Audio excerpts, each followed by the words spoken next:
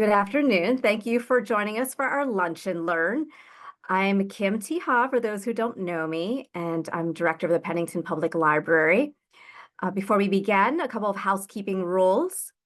If you have any questions, feel free to put them into the Q&A section. And if you have any comments, we certainly welcome them into the chat window. And we will address any questions at the end of the program, after Joe, our naturalist from Washington Crossing State Park, speaks. Now I would like to hand the microphone over, so to speak, to Melissa Gardner, Development Director of the Washington Crossing Park Association. Melissa, thank you so much for joining us. Let's see if I can get you on camera here.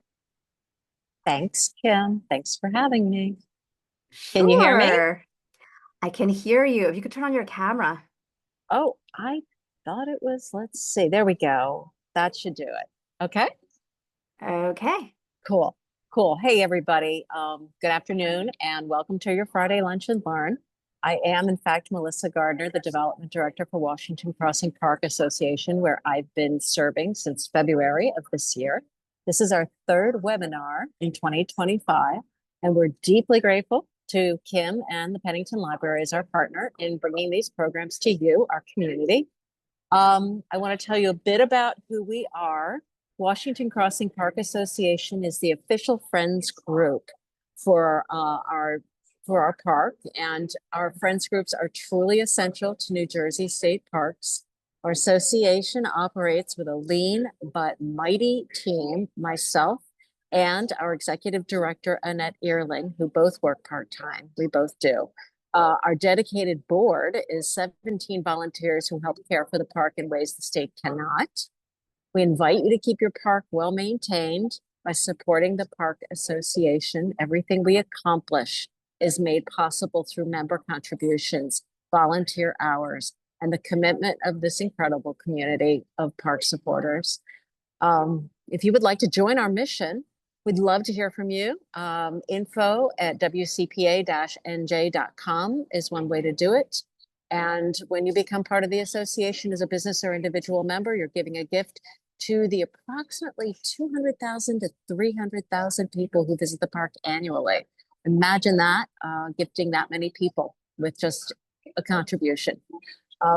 We're standing on the threshold of something really extraordinary. 2026 will be a landmark year for our park, and we have the opening of the Museum and Visitor Center and the unveiling of the George Harding Matthew mural, all coinciding with the 250th anniversary. So this is an exciting time, and we're super happy that we're introducing to you our new park naturalist, Joe Moore. He joined us in late summer this year, and we've been fortunate to have some amazing naturalists over the years, from Rachel Horn, who established our nature center in 1964, to our more recent ranger, Wayne Hendrick, who retired after 2020. Joe has already hit the ground running with great bird walks, pollinator day events, and even more programming on the horizon. So maybe before you go to the pumpkin carve, you can take in the raptor walk with Joe this weekend. So let's begin today's program. Go ahead, Joe. Thank you, Mel. And thank you, everybody, for coming out and tuning in on your lunch hour. So as was said, I am recently the naturalist here at Washington Crossing State Park. And I'm just going to share my screen with you right now so we can get started. And what we're going to be doing over the rest of this year and beyond is how I like to say it, but it's really a lot of planning that's going to be this year and then 2026 that you're going to see right now. Is, like Mel said, she put it very well, we're hitting the ground running. So just a brief history of Washington Crossing State Park. So obviously, it's most famous for General George Washington crossing the Delaware on Christmas night in 1776 to surprise the Hessian forces, which will eventually lead, years down the road to our victory during the American Revolution. Now, before all that happens, the land that Washington and his troops land on has a natural history that far exceeds, the events of 1776. So it was first settled by the Lenni and Lenape tribes throughout New Jersey. And then, for thousands of years, those folks colonized the area, used it, and moved throughout seasonally to use different aspects of the land. Now, around the 1600s, a lot of European colonists will arrive, and then they'll begin to transform the land into what we have today, over the next 400 years. And so, as was said a couple times already, my name is Joe Moore. I started in July. Before this, my experience was in the nonprofit and private sector in ecotourism and conservation work across both Central and South Jersey. Right now at the Nature Center, I have a great update for everybody. So there are renovations still going on, but I'm told we're in the last week of renovations. It looks great up there. So the next phase will be me, taking out a lot of the stuff that was there previously, building some new exhibits, and kind of just getting the groundwork to actually open it up to the public again. I don't have a timeline on that right now, but I'm hoping to have one soon, and definitely before the new year, it'll be open. So there are lots of ways to get outside at Washington Crossing State Park. We have over 13 miles of trails. They're both paved and unpaved walking space. So there's a little bit of something for everybody, whether you want to do a harder hike or a leisurely walk. We have biking and mountain biking trails throughout the park. And then, of course, we have our natural and historical programming, which will ramp up over the next year. We also allow deer hunting, so bow deer hunting, and that season actually starts on November 1st. And that's something people can partake in every year. And it actually helps our park manage the deer population, which they do some direct damage to our native plants. And that's how we kind of manage the never-ending fight against invasive plants here at the park. And then, of course, you can rent pavilions for certain events. And we have a lot of amenities here, such as playgrounds, bathrooms, all the fun stuff you find in your state parks here in New Jersey. So one aspect under the park that I want to talk a little bit about is called the Goat Hill Overlook and Preserve. So it has a little bit of history in the area as being a scouting location for General Washington while he was trying to assess his battle plans during the 10 Crucial Days. So there's actually a rock up there that's famed to be, Washington's rock that he stood on to look over the Delaware River and make his plans. Aside from the history of Goat Hill, it's a great ecological place. It's got a lot going on. It's up in just the cusp of Hunterdon County, right where Mercer meets Hunterdon, and just outside of Lambertville. So we are planning to have some upcoming programming there. So at the end of this month on the 26th at 10 a.m., we're going to have a fall foliage walk right at Goat Hill. And then we're also going to have a winter wildlife walk up there in February as well. So a lot of the stuff I'm going to be talking about has dates and times. All of these things will be on Park Service, informational emails and social media, as well as the Washington Crossing Park Association's website too. And there'll be different instructions for each event. And so to kick off where we are, we're right now in fall. It's actually starting to feel like fall. So this Saturday, we have a Raptors on the River walk, and that's kind of focused on our migratory birds of prey who use the Delaware River as a guide as they're traveling south into the region. And that has begun, their migration has begun at the beginning of this month. So that'll be more on where Washington actually landed his troops down by the river. And then the next day, immediately after that, on Sunday morning, we're going to have a fall bird walk. And just this morning, I was taking a walk around, and we have a lot of winter migrants coming in from red-breasted nuthatches, different kinds of kinglets. So whether you're new to birding or you're an avid birder and have been for decades, these walks are built for you. I really like to do a more loose-based walk where I'm not so much teaching you things as just showing you the great finds of nature around us. So I already mentioned our fall foliage walk. But next Friday on the 17th, we're going to have a Bats in the Park event. So I know some people, they give bats a bad rap, but bats can actually eat over 1,000 insects in one given night.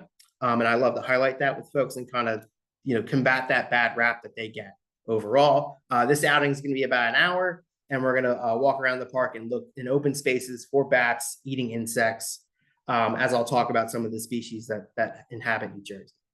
And then finally in fall, we're gonna have an Owls of the Crossing walk. So a lot of my work prior to working for the Park Service was a lot of conservation with the owls of New Jersey. We get 8 species of owls throughout the year. Half are migratory, half actually breed here. And so this walk's gonna explore some of those species. You'll see on the slide, we have the northern saw-whet owl, which is our smallest species that comes through the area. And in Mercer County, we do get a good number of them that come through during migration, which is starting right now. So them, screech owls, great horned owls would be the kind of species I would expect to see on this walk. So most of our walks are pretty open. We kind of do a loose no registration, but for an owl walk or walks that are after hours at the park, I am going to have people register ahead of time just so we can get a head count. So then we're going to go right into our winter programming right after that. And I know when it's a little too soon to be pushing winter, I understand. But in December, we're going to have a woodpeckers walk. So here at Washington Crossing State Park, we have a great population of pileated woodpeckers, not to mention yellow-bellied sapsuckers, hairy woodpeckers. We get 7 to 8 species here in New Jersey. The only one I haven't or wouldn't expect to find here are red-headed woodpeckers. So that walk will be chock full of woodpeckers. And so when we do these kind of themed walks about different species of birds or different species of wildlife, we go all in with it.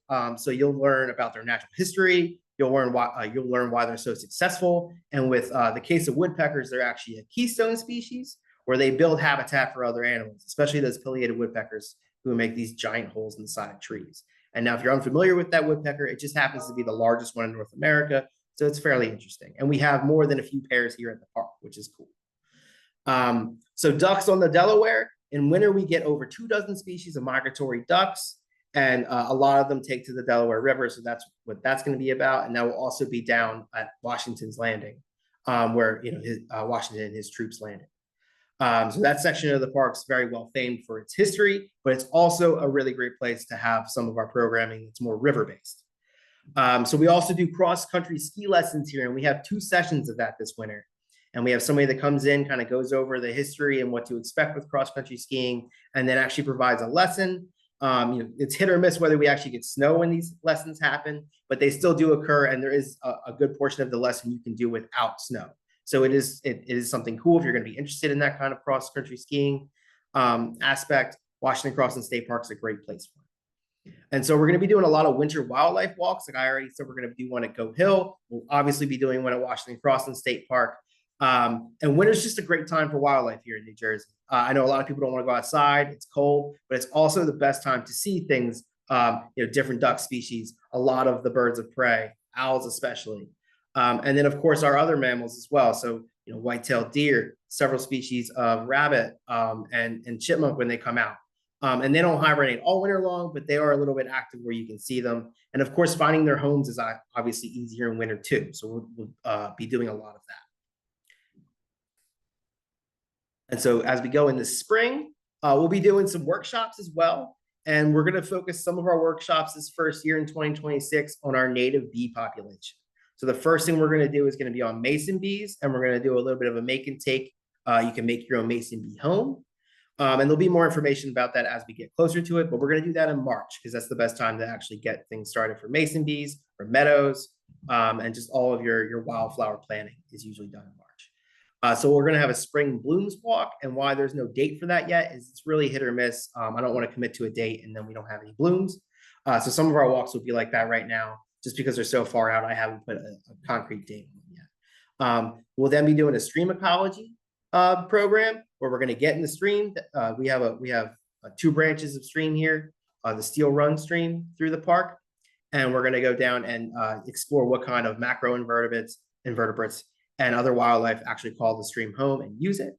And then once we get into May, it's migratory bird season. And I think if you've already been watching this long enough, you've probably guessed that my specialty and my pleasure is bird watching. So a lot of the programming is fixed on that. We'll definitely be exploring other aspects of the natural world. But the seasons of birds are always really fun, and it gets people out. And in spring, there's no exception to that. And we'll be doing bird walks all month long. Almost every Sunday, we'll be doing a bird walk just because we'll have different kinds of birds all over the park. And we're thankful to have, 1,000 acres here at the park where I can do walks all over the place and in different habitats. Summer programming, we're going to be doing a special programming on lightning bugs. So lightning bugs are facing a lot of adversity in their environments right now. A lot of folks aren't, they don't really know too much about how you can help lightning bugs. What purpose do lightning bugs serve? So this outing is going to go over all that while we actually search for lightning bugs. Then we'll have a summer blooms walk, kind of following the same theme as spring, where there's no date yet because we want to kind of wait till we get closer to summer to actually plan an event, just in case there's a drought. We're kind of entering a drought right now that does affect wildflower blooms down the road. And then on July 4th, we're going to have a Continental Lane hike, and you'll see in a little bit, that'll be one of our 250 themes is that we're going to use, we have a trail here at the park called Continental Lane. There's a little back and forth how historically tied to the March to Trenton the lane is, but it's still a really great trail. So for my purposes, we're going to use it a whole lot. And that'll be on July 4th as kind of a special kickoff before we have a lot of other festivities planned here at the park. And so I was just talking about it, but it's our 250th anniversary next year, as I'm sure all of you are aware. And so we will have seasonally spaced Continental Lane walks. I kind of want to do one each season just to get a nice look at, a certain trail every season, spring, summer, fall, winter, because it's going to look a lot different. Our first one is going to be Saturday, January 17th.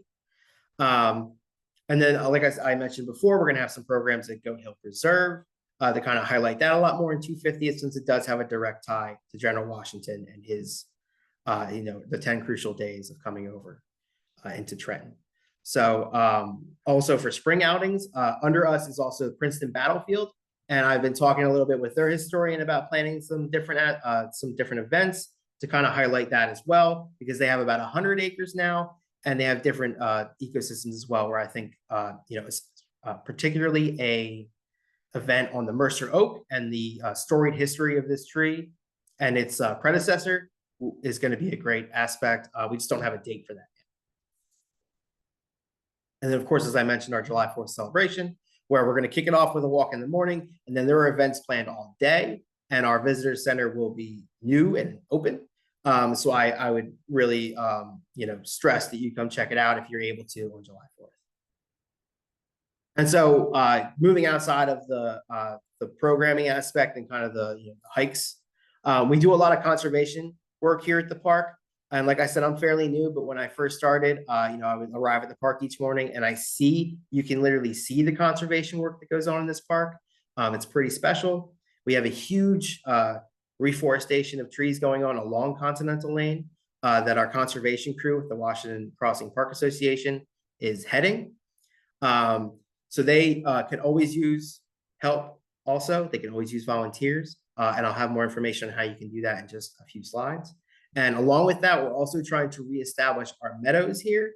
So we have, historically, the park hasn't always had meadows, but within the last 10, 15 years, some of the fields have taken up to be meadows, and they get mowed annually. So we're trying to put that on schedule, expand the diversity of some of these meadows. And it's just an ongoing project that we're going to start here at the park to really change what it looks like here in spring, summer, and fall. That being said, we're also trying to start a garden club. We have a few pollinator gardens throughout the park, and we're trying to get a handle on expanding them while also maintaining them at the same time. And of course, the conservation crew does a lot of great work here, but I feel like they could use a little hand in the gardening aspect of it, because they're really doing conservation, reforestation, whereas the gardens are already established and just kind of need to be maintained. And also, there's different aspects you can do with our gardens. We'd like to transport some of those seeds from the gardens to our meadows, and that's all stuff that a garden club or volunteers interested in gardening can do. And lastly, we have a huge expansion of bluebird trails here, and I'll quickly explain what that is. So eastern bluebirds are a bird species that eats insects, so they're really great for getting rid of mosquitoes, flies, gnats, most of the annoying insects. They take really well to nesting boxes, and a lot of places in New Jersey has a really robust eastern bluebird project going on throughout it. So these trails are in sections of the park, and the trail is really just a group of bluebird boxes that are together and easily accessible for a volunteer, myself, other staff to just observe, take note of, and then we take note of when the young are born, and we take all the survey numbers in. So what we need help with here is kind of revitalizing that. We have a lot of boxes up. We'd like to replace some of them. We'd like to establish some new trails. And then I would like volunteers to actually assist in monitoring that. So if that's something you'd be interested in doing, or if you know somebody who's very much in the birds in their life, or just wildlife, or it's not a huge commitment to volunteer for this kind of thing. It's like a once a week, March to August commitment, where you go out to the boxes, you open them up, you see what's going on in them, and you report back. And the Bluebird Society of New Jersey has a whole network of people that can help with this aspect too. We just want to get our own thing started here at the park.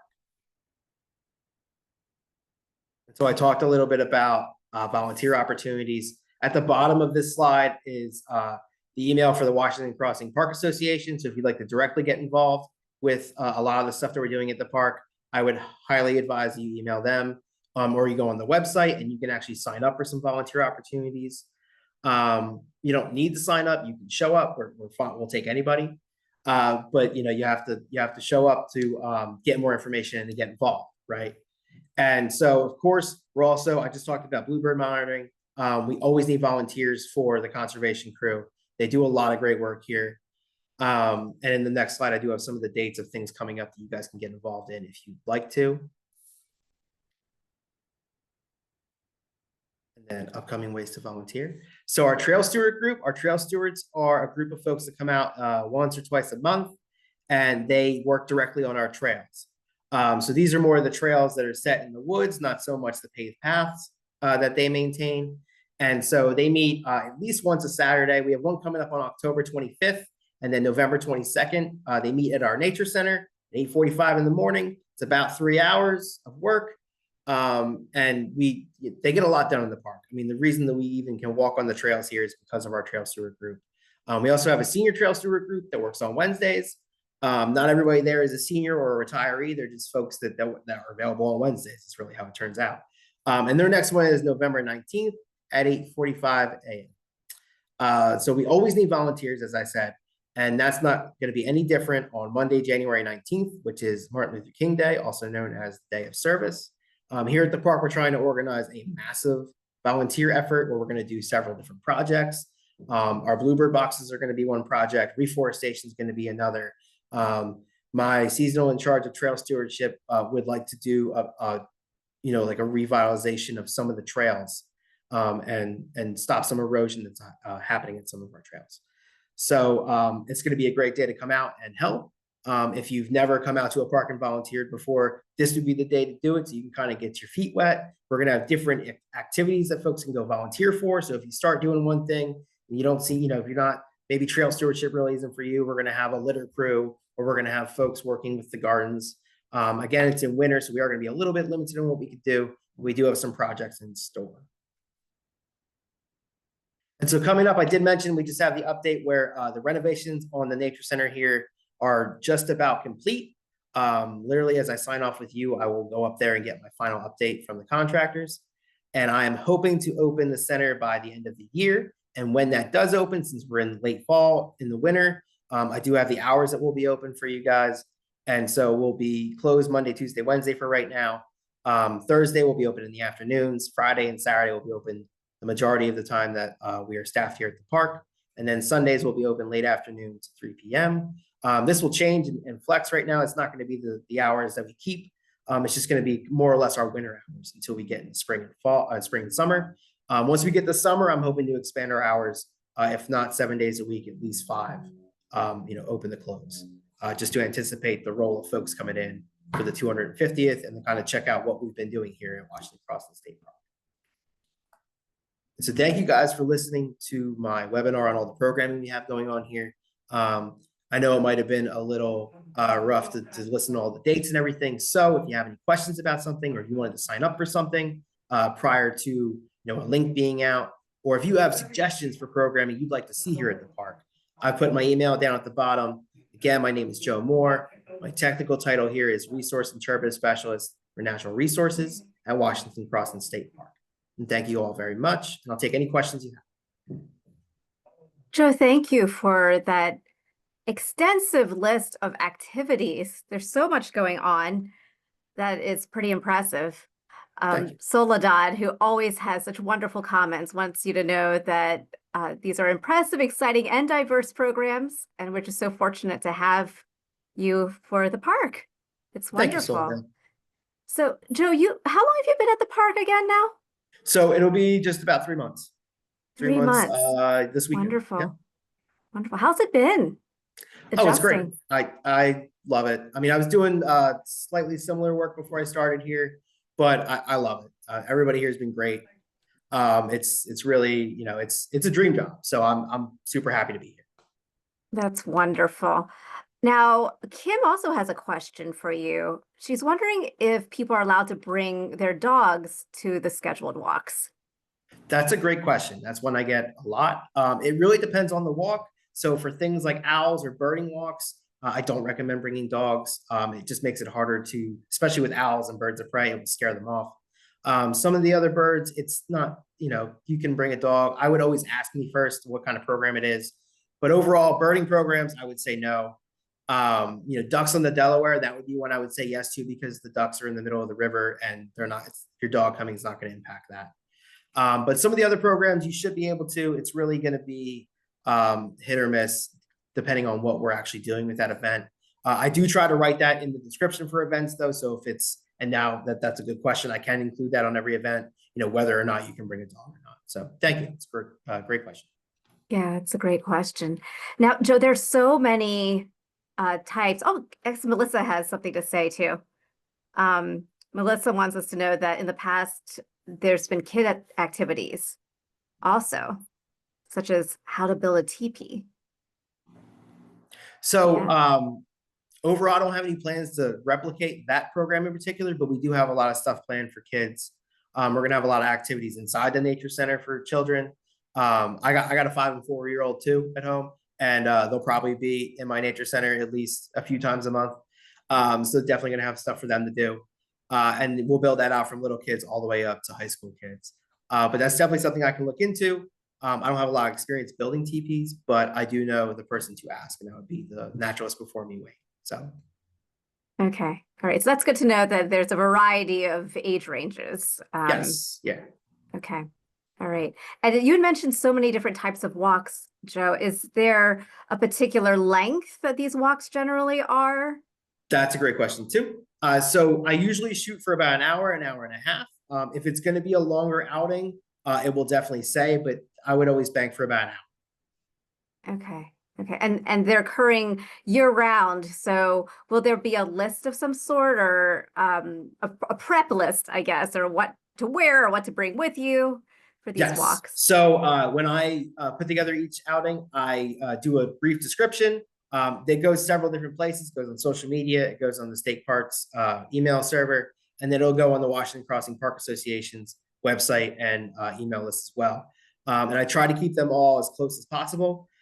So there'll be, for each season, I kind of recommend what you should wear, what you shouldn't wear. Will you need bug spray? How long are we going to walk? What are we going to walk on? I try to describe the terrain we're going to be on, whether it'll be like a paved path, like down by the river, or if we'll be doing more of an, like a, in the woods forested walk where there's going to be elevation, dips and turns. So I do try my best to kind of describe for you, because I don't like when people sign up for a walk, they show up and it's not what they expected. That's what we try to avoid.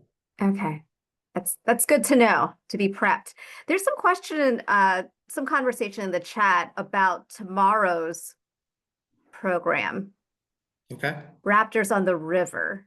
Is there a possibility of cancellation if it's looking like we have rainy weather? I haven't looked at the weather yet. I can check again, but last I checked, we should be okay. If it's like a light drizzle, we probably won't cancel it. It's so close now that I can check the weather and reach out if we are going to cancel it. But as of right now, I'm saying we're going to still do it unless it's a total downpour. Okay. All right. We do have a question about outings on the weekends. If it's not explicitly stated, can kids attend if they're 4 years or up? Yes. Yes, I would say almost every outing, unless I specifically say it's for adults or kids. Like our trail stewards, they do 12 and up is the age range for that. But actual programming here or hikes, kids are more than welcome. I'll describe if, usually kids under 4 are always more than welcome too. It just depends where we're going to be walking, if you can get a stroller or if you want to carry your child. Like I said, I have a 4 and 5-year-old. I used to take them out on a lot of events I had at work. So I always tried to make sure things are, adaptable. But things will be said. And if you always have a question, my email is always on there. You can always ask. All right. It's great. There's also a question about whether or not the programs are free of charge.